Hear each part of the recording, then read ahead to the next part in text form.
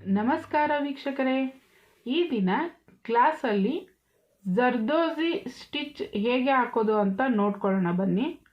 ಇದ್ರ ಮುಂಚೆ ಎಂದಿನಂತೆ ಈ ದಿನನೂ ಕ್ವಶನ್ ಟೈಮ್ ಇರುತ್ತೆ. ಈಗ ಈ ಸ್ಟಿಚ್ನ ಹೆಸರು ಏನು, ಇದನ್ನು ನೀವು ಕಮೆಂಟ್ ಮೂಲಕ ತಪ್ಪದೇ ನನಗೆ ತಿಳಿಸಿ. ನೋಡಿ, ಜರ್ದೋಜಿ ಈ ಥರ ತಗೊಂಡಿದ್ದೀನಿ ಗೋಲ್ಡ್ ಕಲರಲ್ಲಿ. ಇದನ್ನು ತುಂಬಾ ಸ್ಮೂತಾಗಿ ಹ್ಯಾಂಡ್ಲ್ ಮಾಡಬೇಕಾಗುತ್ತೆ. ಸ್ವಲ್ಪ ನಾವು ಬೇರೆ ಬೀಡ್ಸು ಅದ್ರ ಜೊತೆ ರಫಾಗಿ ಇಟ್ವಿ ಅಂದರೆ ಈ ಥರ ಎಲ್ಲ ನಿಮಗೆ ಕಾಣಿಸ್ತಾ ಇರ್ಬೋದು. ನೋಡಿ, ಈ ಥರ ಎಲ್ಲ ಕಟ್ಟಾಗೋ ಥರ ಆಗುತ್ತೆ. ಈ ಥರ ಆದರೆ ನಮಗೆ ಡಿಸೈನ್ಸ್ ಮಾಡೋವಾಗ ಯೂಸ್ ಆಗೋದಿಲ್ಲ, ವೇಸ್ಟ್ ಆಗುತ್ತೆ. ಅದಕ್ಕೋಸ್ಕರ ಇದನ್ನು ಸಪ್ರೇಟಾಗಿ ನಾನು ಎತ್ತಿಟ್ಕೊಂಡಿದ್ದೀನಿ. ಇದನ್ನು ಪ್ರಾಕ್ಟೀಸ್ಗೋಸ್ಕರ ಈಗ ತಗೊಳ್ತಾ ಇರೋದು. ನಾವು ಫಸ್ಟು ಜರ್ದೋಜಿ ತಗೊಂಡಾಗ ಇದನ್ನು ಡೈರೆಕ್ಟಾಗಿ ಹೀಗೆ ನಾವು ವರ್ಕ್ ಮಾಡಬಾರ್ದು. ಸ್ವಲ್ಪ ಇದನ್ನು ಸ್ಪ್ರಿಂಗ್ ಟೈಪ್ ಇರುತ್ತಲ್ವ, ಸುಮ್ಮನೆ ಲೈಟಾಗಿ ಈ ಥರ ಎಳ್ಕೋಬೇಕು. ಆಗ ಇದು ಸ್ವಲ್ಪ ಫ್ರೀ ಆಗುತ್ತೆ.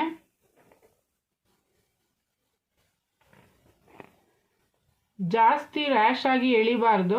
ಆ ಥರ ಎಳೆದ್ರೆ ತುಂಬ ಈ ಥರ ಕಂಬಿ ಥರ ಆಗೋಗುತ್ತೆ, ಆಗ ಡಿಸೈನ್ ಬರೋದಿಲ್ಲ. ಸುಮ್ಮನೆ ಸ್ಮೂತಾಗಿ ಈ ಥರ ಎಕ್ಸ್ಪೆಂಡ್ ಮಾಡಬೇಕಷ್ಟೆ.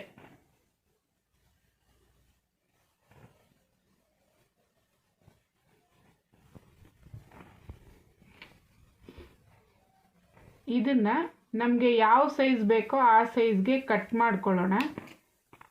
ನೋಡಿ, ಈ ರೀತಿ ಕಟ್ ಮಾಡ್ಕೊಳ್ತಾ ಇದ್ದೀನಿ. ಫಸ್ಟು ಸ್ಟಾರ್ಟಿಂಗಲ್ಲಿ ನಾವು ಚಿಕ್ಕ ಚಿಕ್ಕ ಪೀಸ್ ಮಾಡಿಕೊಂಡು ಅದನ್ನು ನಾವು ಥ್ರೆಡ್ ಮೂಲಕ ಡಿಸೈನ್ ಹಾಕೋ ಥರ ಪ್ರಾಕ್ಟೀಸ್ ಮಾಡ್ಕೋಬೇಕು. ನಂತರ ನಮಗೆ ಎಷ್ಟು ಲೆಂತ್ ಬೇಕೋ ಅಷ್ಟು ಲೆಂತನ್ನು ತಗೊಂಡು ನಾವು ಸೂಜಿಲಿ ಏರಿಸ್ಕೊಳ್ಬೇಕಾದ್ರೆ ರೆಡಿ ಮಾಡ್ಬೋದು. ಆಗ ಪ್ರಾಕ್ಟೀಸ್ ಆಗಿರುತ್ತೆ, ನೀಟಾಗಿ ಬರುತ್ತೆ. ನಾವು ಥ್ರೆಡ್ಡಲ್ಲಿ ಮಾಡೋವಾಗ ಸ್ವಲ್ಪ ಹೆಚ್ಚು ಕಮ್ಮಿ ಆದರೂ ಅದರಲ್ಲಿ ಅಡ್ಜಸ್ಟ್ ಮಾಡ್ಕೊಂಡು ಹಾಕ್ಬೋದು. ಆದರೆ ಇದರಲ್ಲಿ ಆ ಥರ ಆಗಲ್ಲ. ಸ್ವಲ್ಪ ಹೋದ್ರೂ ಅದು ಪೂರ್ತಿಯಾಗಿ ತೆಗಿಬೇಕಾಗುತ್ತೆ.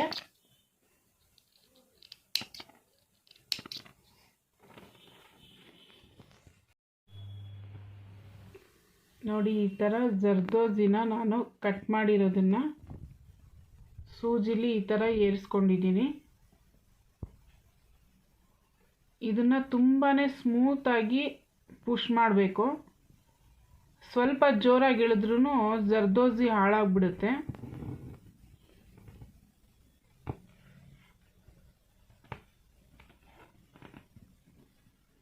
ಇದು ಹಾಕೋವಾಗಲೂ ಸ್ವಲ್ಪ ಟೈಮ್ ಹಿಡಿಯುತ್ತೆ ಪ್ರಾಕ್ಟೀಸ್ ಆಗೋವರೆಗೂ. ನೋಡಿ,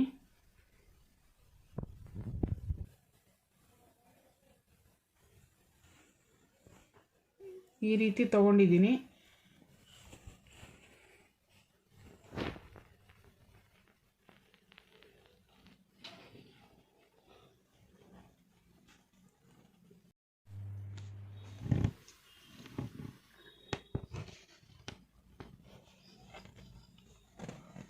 ಇದರಲ್ಲಿ ಬೇರೆ ಟೈಪು ತೋರಿಸೋದಕ್ಕೆ ಮುಂಚೆ ನೀವು ಫಸ್ಟು ಈ ಥರ ಚಿಕ್ಕ ಪೀಸ್ಗಳನ್ನು ಕಟ್ ಮಾಡಿಕೊಂಡು ಇದನ್ನು ಈ ರೀತಿ ಹಾಕೋದನ್ನು ಕಲ್ತ್ಕೊಳ್ಳಿ. ನಂತರ ನೆಕ್ಸ್ಟ್ ಕ್ಲಾಸಲ್ಲಿ ನಾನು ಇದರಲ್ಲಿ ಒಂದೇ ಸಲ ನಾವು ಡಿಸೈನ್ನ ರೆಡಿ ಮಾಡುವಾಗ ಒಂದೇ ಸಲ ಹಾಕ್ಕೊಂಡು ಹೋಗ್ತೀವಲ್ಲ, ಅದನ್ನು ನೆಕ್ಸ್ಟ್ ಕ್ಲಾಸಲ್ಲಿ ತೋರಿಸ್ತೀನಿ.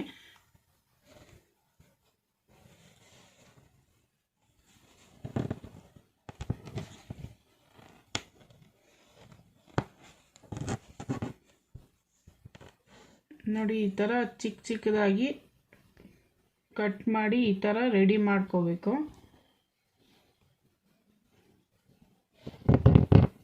ಈಗ ಇದಕ್ಕೆ ನಾಟ್ ಹಾಕ್ಕೊಳ್ಳೋಣ.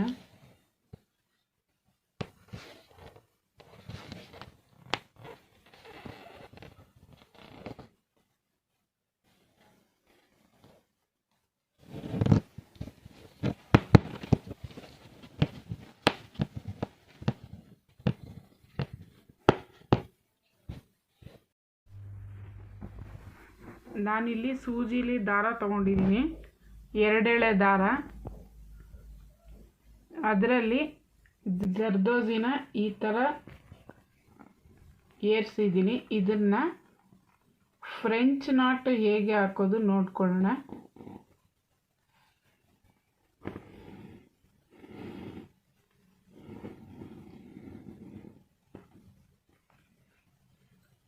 ನೋಡಿ, ಈ ಥರ ಬರುತ್ತೆ ಫ್ರೆಂಚ್ ನಾಟು.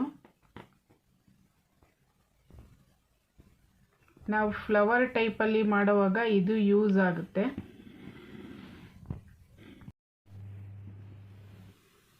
ನೋಡಿ, ಈ ಥರ ಕಾಣಿಸುತ್ತೆ. ಮತ್ತು ಅದ್ರ ಪಕ್ಕದಿಂದನೇ ನಾನು ಮತ್ತೆ ದಾರನ ಎಳ್ಕೊಂಡಿದ್ದೀನಿ.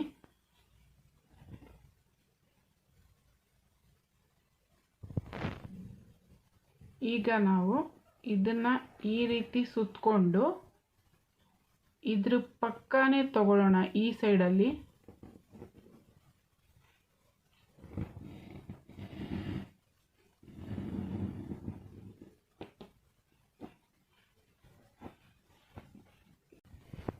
ಈಗ ನಾವು ಮತ್ತೆ ಇದನ್ನು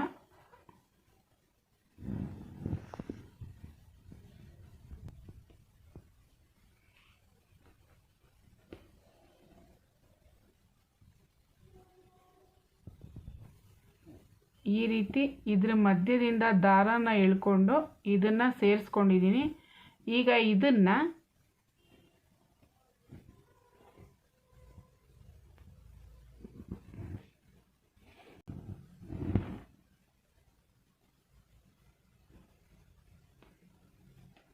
ಈ ರೀತಿ ಎಳ್ಕೊಂಡಿದ್ದೀರಲ್ವ, ಇಲ್ಲಿಂದ ಮತ್ತೆ ದಾರನ ತಗೋಬೇಕು. ಇದನ್ನು ಈ ಸೈಡಲ್ಲಿ ತಗೋಬೇಕು.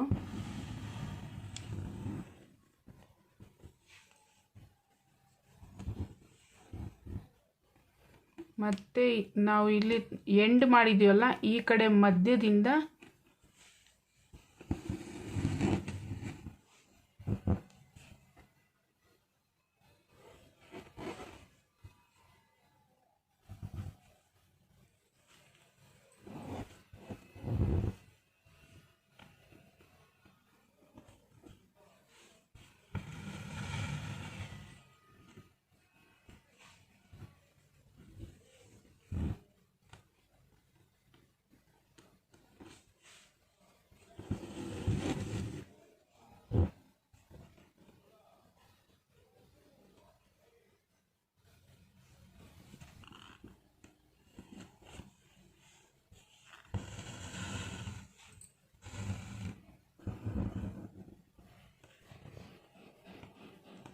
ನಾವು ಎಲ್ಲಿ ಎಂಡ್ ಮಾಡ್ತೀವಲ್ಲ, ಸ್ಟಾರ್ಟಿಂಗು ಮತ್ತು ಎಂಡಿಂಗ್ ಇರ್ತಲ್ಲ, ಅದ್ರ ಮಧ್ಯ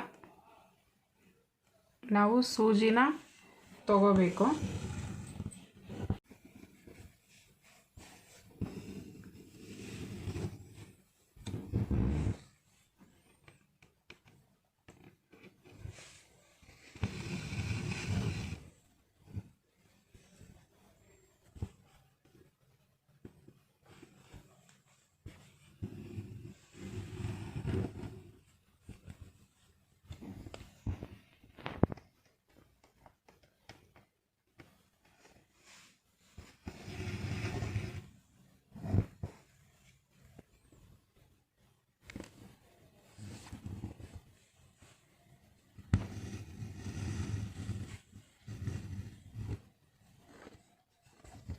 ನಿಮ್ಗಾಗಲೇ ಕಾಣಿಸ್ತಾ ಇದೆ ನೋಡಿ, ಗೊತ್ತಾಗ್ತಾ ಇರುತ್ತೆ ಫ್ಲವರ್ ಟೈಪು ಎಷ್ಟು ಕ್ಲೀನಾಗಿ ಬರ್ತಾ ಇದೆ.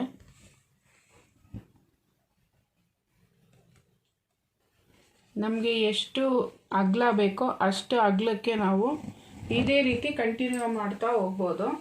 ಎಡ್ಜಿಗೆ ಬೀಡ್ಸಲ್ಲಿ ಇಲ್ಲ ಸ್ಟೋನ್ ಚೈನಲ್ಲಿ ಎಡ್ಜಿಗೆ ಒಂದು ಲೈನ್ ಕೊಟ್ಟು ಮತ್ತೆ ಒಂದು ಚೈನ್ ಸ್ಟಿಚ್ನ ಹಾಕಿದ್ರೆ ಫ್ಲವರ್ ಡಿಸೈನು ರೆಡಿ ಆಗುತ್ತೆ.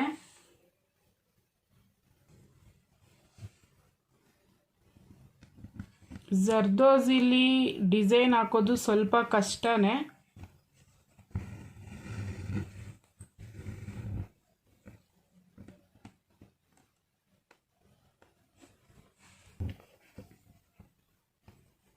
ಪ್ರಾಕ್ಟೀಸ್ ಮಾಡಿದ್ರೆ ಯಾವುದೂ ಕಷ್ಟ ಆಗೋದಿಲ್ಲ.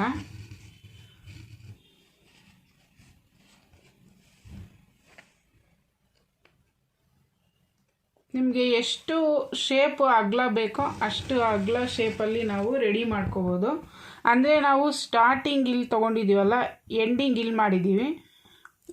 ಫಸ್ಟು ನಾವು ಅರ್ಧಕ್ಕೆ ಕರೆಕ್ಟಾಗಿ ಮಧ್ಯಕ್ಕೆ ನಾವು ದಾರನ ತೊಗೋಬೇಕು. ಮತ್ತು ಈ ಕಡೆ ಎಡ್ಜಲ್ಲಿ ಬಂದಾಗ ಈ ರೀತಿ ನಾವು ಎಂಡಿಂಗ್ ಮಾಡಿರ್ತೀವಲ್ಲ ಅಲ್ಲಿಂದ ಸ್ವಲ್ಪ ಒಂದು ಕಾಲು ಭಾಗ ಹಿಂದೆ ಈ ರೀತಿ ತೊಗೋಬೇಕು. ಆಗ ನಮಗೆ ಶೇಪ್ ಅನ್ನೋದು ನೀಟಾಗಿ ಕಾಣಿಸುತ್ತೆ. ಇದು ಫಿನಿಶ್ ಆದಮೇಲೆ ನೋಡಿ ಎಷ್ಟು ನೀಟಾಗಿ ಕಾಣಿಸುತ್ತೆ ಅಂತ.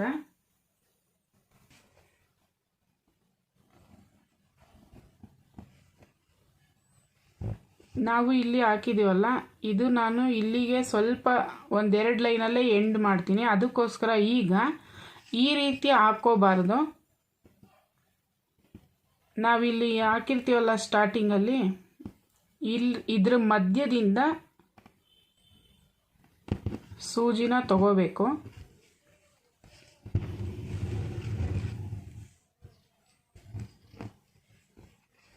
ನೋಡಿ, ಅದ್ರ ಒಳಗಡೆ ಪೆಟಲ್ಲು ಅದ್ರ ಒಳಗಡೆಯಿಂದ ಬಂದಿರೋ ಥರ ಕಾಣಿಸುತ್ತೆ.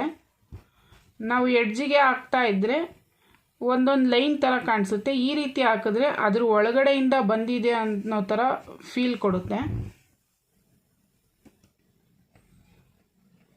ಮತ್ತು ನಾವು ಇಲ್ಲಿಂದ ಸೂಜಿನ ಎಳ್ಕೋಬೇಕು.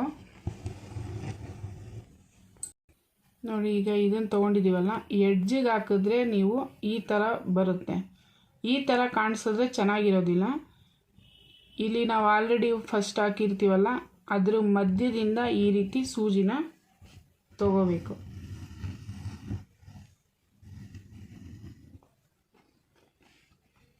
ಸ್ವಲ್ಪ ಆ ಥರ ಎಳ್ಕೊಂಡ್ರೆ ನೋಡಿ ಈ ರೀತಿ ಕಾಣಿಸುತ್ತೆ.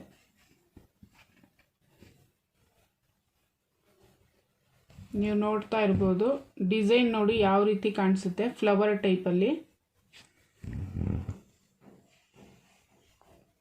ಇದರಲ್ಲಿ ನಾವು ಥ್ರೆಡ್ನ ಲಾಕ್ ಮಾಡೋದು ಹೇಗಂದರೆ, ಒಂದು ಕಡೆ ಯಾವ ಸೈಡ್ ಆದರೂ ಒಂದು ಕಡೆ ಈ ಥರ ತಗೊಂಡು ಕೆಳಗಡೆ ನೀವು ದಾರ ಹಾಗೆ ಇಟ್ಕೊಂಡಿರಿ ಕೈಯಲ್ಲಿ, ಪೂರ್ತಿಯಾಗಿ ಎಳ್ಕೊಬೇಡಿ. ನೋಡಿ, ಕೆಳಗಡೆ ದಾರನ ಹಾಗೆ ಇಟ್ಕೊಂಡಿದ್ದೀನಿ. ನೋಡಿ, ಈ ರೀತಿ ಮೇಲಿಂದ ಸೂಜಿನ ಕೆಳಗಡೆ ತಗೊಂಡು ಈ ರೀತಿ ತಗೊಳ್ತೀವಲ್ಲ, ಈ ದಾರದ ಮಧ್ಯದಿಂದ ಸೂಜಿನ ಈ ರೀತಿ ಎಳ್ಕೋಬೇಕು. ನೋಡಿ, ಲಾಕ್ ಕೂತಿದೆ. ಈಗ ನೀವು ಇದಕ್ಕೆ ಸ್ಟೋನ್ ಚೈನಲ್ಲಿ ಅಥವಾ ಬೀಡ್ಸಲ್ಲಿ ಯಾವುದೇ ರೀತಿ ನೀವು ಡಿಸೈನ್ನ ಎಡ್ಜಿಗೆ ಕೊಡ್ಬೋದು.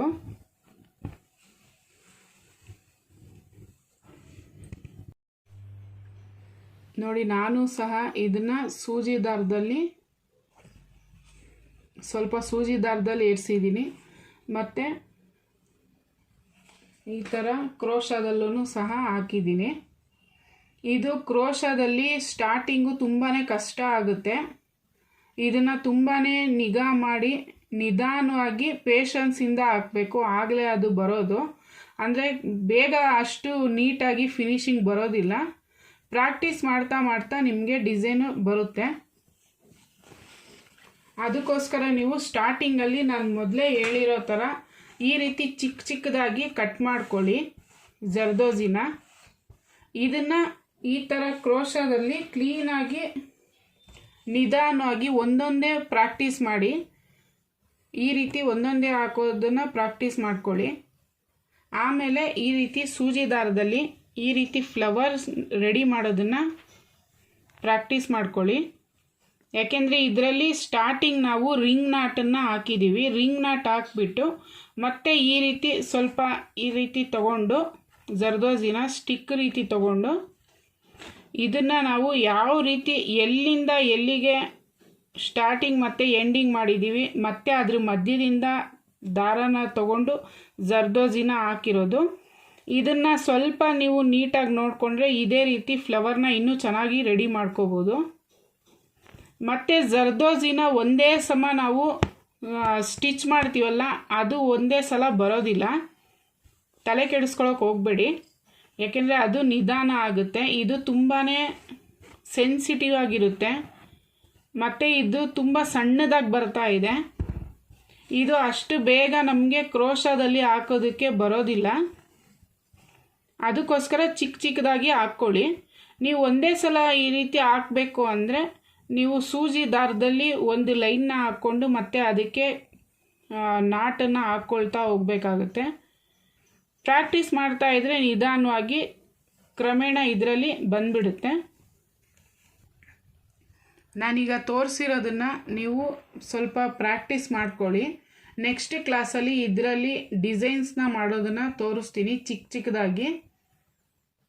ಇದನ್ನು ನೀಟಾಗಿ, ಇದು ಹಾಳಾಗಬಾರ್ದು ಆ ಥರ ನೀಟಾಗಿ ಸೂಜಿಲಿ ತಗೊಂಡು ಏರ್ಸೋದನ್ನು ನೋಡಿ ಪ್ರಾಕ್ಟೀಸ್ ಮಾಡ್ಕೊಳ್ಳಿ.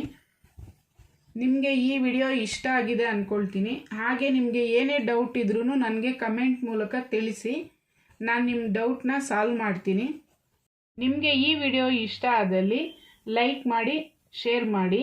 ಹಾಗೆ CS ಫ್ಯಾಷನ್ ಕ್ರಿಯೇಷನ್ನ ಈ ಕೂಡಲೇ ಸಬ್ಸ್ಕ್ರೈಬ್ ಮಾಡಿ. Thank you.